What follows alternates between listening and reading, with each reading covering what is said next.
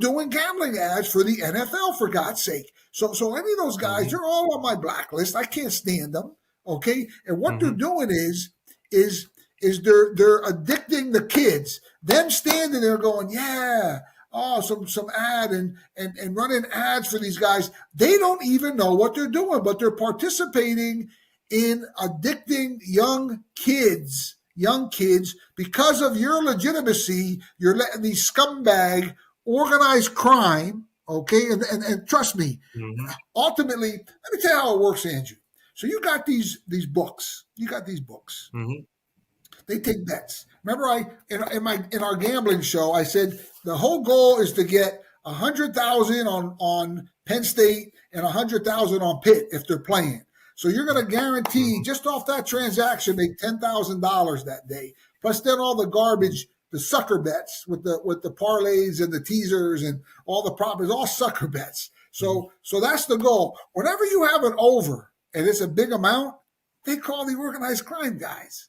They call them, right? They off it. It's called an off bet. You understand? So for any of these so-called legitimate sports books that are sponsored by the NFL or the NBA, and the FBI should listen to this. I hope they listen to they know this. I'm speaking the same language to them, but the average fan doesn't understand that. So the whole gambling, remember the scripture, the love of money is the root of all evil.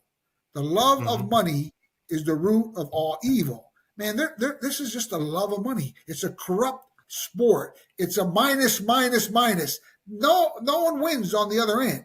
And then they off the bets is tied into the underworld, bro. The whole thing is tied into the underworld, man. Trust me, I've been there. Well, okay, now, so the point, if you can imagine, if you can imagine, we've talked for 45 minutes and we buried the lead that the NBA just got shook down by the FBI this week. Leading right into your point. Continue. Like, I can't believe we've gone this far and haven't even brought it up. It's insane. But I want to bring this one point up to you. I was watching that Charles Barkley scumbag. It's crazy how God directs me to things. So I'm listening to Barkley and O'Neal, and there's another NBA player. They were having a conversation on one of the stations. I don't know what station it was. And the one player was saying exactly what we're talking about, that the players are addicted to gambling. That's why they're participating in these. They're making 20, 30 million a year. Why are they doing something to make $100,000 or $200,000? You understand? They're getting caught up in the addiction of the gambling just to see it win or lose, and they have their cronies out doing runs. And Charles Barkley goes, no, he's a scumbag. I sat with that guy, hung out with him, smoked a cigar with him one time. I wanted to punch him in the mouth till I got done. He's filthy mouth, just a dirty guy. I got nothing good to say about Charles Barkley. Okay? And listen, if he ever wants to come and see me, he can come and see me anytime. I'll put him on his head. He's a punk to me. All those guys are a bunch of punks. And he's saying, no, listen, he's arguing with the guy. He can't fix, it's impossible to fix a basketball game. So rather than trying to acknowledge that there's a problem that needs to be fixed, do you understand?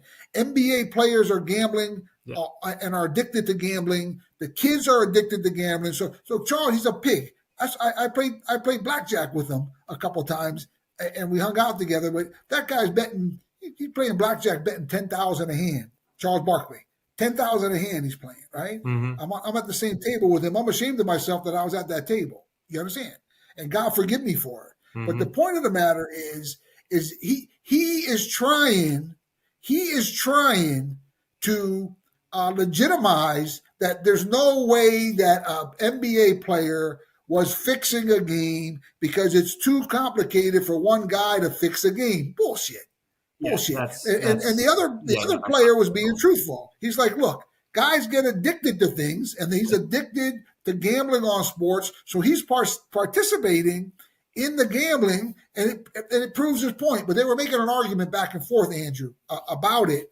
But the fact that this is occurring, and it's occurring on a regular basis, the main purpose of this show today is for us. We compared it to nicotine, and we compared it to the the giving away to our men and women in our country, and they addicted them all to cigarettes, so they banned it from advertising. So today, if somebody wants to smoke a cigarette, they can go smoke a cigarette. They get addicted to it, which is a sin. But it's not on television. It's not when we're sitting there watching the game with our wife and our kids. It's not splashing into our face, and they're not giving away the house to addict the kids all the way from high school up to the senior citizens that are sitting in senior care homes.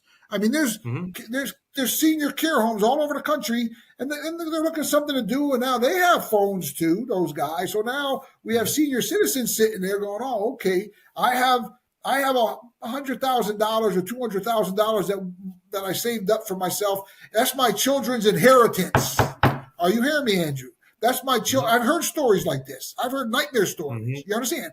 So it's not just happening to the kids. They're getting the senior citizens now. So the senior citizens are emptying out their accounts, and that they worked for, and that's their children and their grandchildren's inheritance, Andrew, that is being stolen from them by these con men criminals that the NFL and the NFL players have endorsed and have let them say the official sports book of. Look, if people want to gamble, I still haven't. I'm going to have my daughter, or I'm going to write a letter to the bishop. But there has to be something done about anybody legitimizing what's going on, because it's criminal and it's corrupt and it's a bunch of evil people doing it, Andrew.